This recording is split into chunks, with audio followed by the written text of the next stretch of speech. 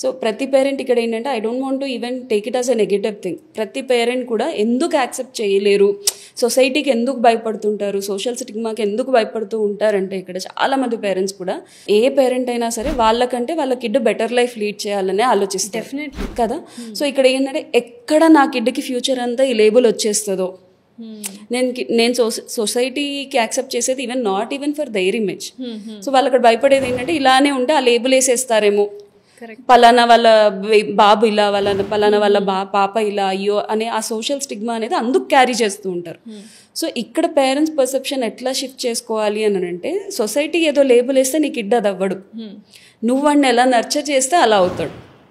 So ఈ రోజు society వేసే లేబుల్ గురించి కనుక మనం భయపడి మనం యాక్సెప్ట్ చేసుకోకుండా బయట వాళ్ళకి చెప్పకుండా మనం ప్రతిదీ విత్డ్రాల్లోకి వెళ్ళిపోయాం అనుకోండి, మనమే వాడిని అలా రెడీ చేస్తున్నాం, రేపు అదే వాడు లేబుల్ అవుతుంది. సో వన్స్ ఆ లేబుల్ పక్కకు పెట్టి నిజంగా మనము ఎస్ వాడికి కొన్ని ప్రాబ్లమ్స్ ఉన్నాయి, we're working on it. Every parent has to come to that level that yes నా కిడ్కి కొంచెం ప్రాబ్లం ఉంది, he's going under therapies and he'll come back అనే స్ట్రెంత్ మనం బిల్డ్ చేసుకోగలిగితే కనుక డెఫినెట్లీ సొసైటీ ఏం మాట్లాడదండి.